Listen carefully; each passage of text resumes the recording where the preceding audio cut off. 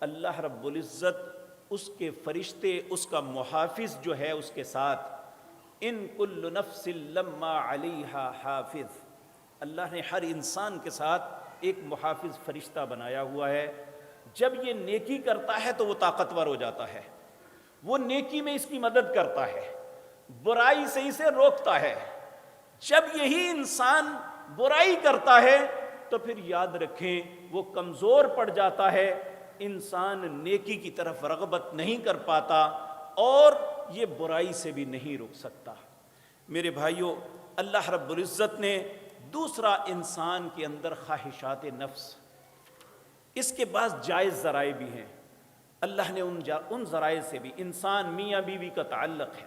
کہا نہیں قائم کرنا، جب تک روزے میں ہیں اس کے ساتھ ایسی بات بھی نہیں کرنی، بلکہ اپنی زبان کو، اپنے ذہن کو پاکیزہ رکھنا ہے۔ یہ ایک ایسی چیز ہے، ایک ہوتا ہے ظاہری طہارت، انسان اپنے لباس کو صاف رکھتا ہے، اپنے چہرے کو دھوتا ہے، نہاتا ہے، اپنے جسم کو صاف رکھتا ہے۔ ایک ہوتی ہے باطنی طہارت، وہ روزے کے ساتھ آتی ہے کہ انسان کا من صاف ہوتا ہے، اس کا دل دھلتا ہے، اس کے من کے اندر خواہشات وہ دب جاتی ہیں۔ ایک دن نبی کریم صلی اللہ علیہ وسلم آپ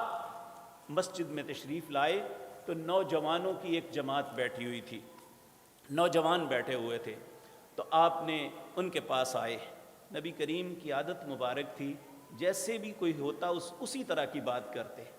آپ نے بڑے پیار سے انہیں کہا، یا معشر الشباب، اے جوانوں کی جماعت، اگر برائی سے روکنا چاہتے ہو تو شادی کر لو،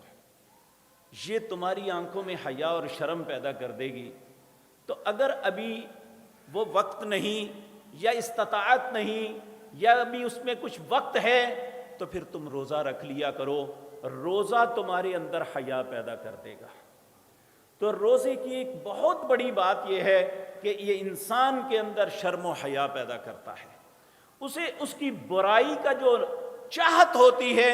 اسے یہ ڈسکرج کرتا ہے۔ اللہ رب العزت نے اسی لیے فرمایا، کما کتب علی الذین من قبلکم لعلکم تتقون، تمہارے اندر تقوی پیدا ہو جائے، خوف خدا پیدا ہو جائے۔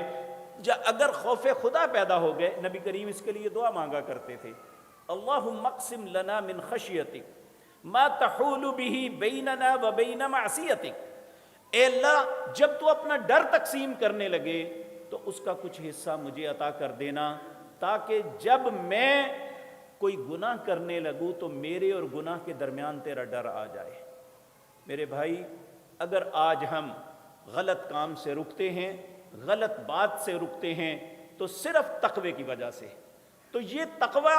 کس سے حاصل ہوتا ہے؟ وہ روزے سے حاصل ہوتا ہے۔ تو میرے بھائیوں، اللہ رب العزت ہمیں زندگی بھر، کوئی بھی لمحہ، پیدا ہونے سے لے کر مرنے تک، شیطان ہر وقت ہمارے پیچھے لگا ہوا ہے، ہمیں گمراہ کرے، اللہ کے رستے سے روک دے۔ اس نے اللہ کے سامنے بڑی بے شرمی کے ساتھ اس کی عزت کی قسم کھا کے کہا تھا،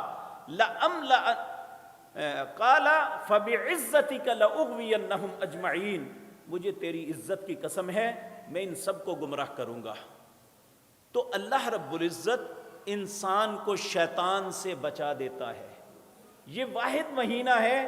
اللہ رب العزت فرماتے، نبی کریم نے صلی اللہ علیہ وسلم نے فرمایا، اذا کان اول لیلۃ من شہر رمضان صفدت الشیاطین، جب رمضان کا پہلی رات طلوع ہوتی ہے، رمضان کا چاند دکھتا ہے، رمضان کا آغاز ہوتا ہے، اللہ فرماتے ہیں صفدت الشیاطین، اور جتنے شیطان ہیں وہ قید کر دیے جاتے ہیں، ومردۃ الجن، جنوں کو بھی پابند سلاسل کر دیا جاتا ہے، کیونکہ جن اور شیطان یہ انسان کو نظر نہیں آتے۔ اگر ہمیں کوئی انسان دھوکہ دینے کی کوشش کرے تو ہمیں پتہ چل سکتا ہے، وہ ہمیں بہکائے، ہمیں کچھ نہ کچھ احساس ہو سکتا ہے، لیکن یہ نظر نہیں آتا، اس لیے اس کا وار سخت ہوتا ہے، یہ انسان کے دل کے اوپر وسوسہ ڈالتا ہے اور انسان اس کے وسوسے پہ لگ جاتا ہے۔ آپ دیکھ لیں یہ نماز میں بھی نہیں چھوڑتا، لیکن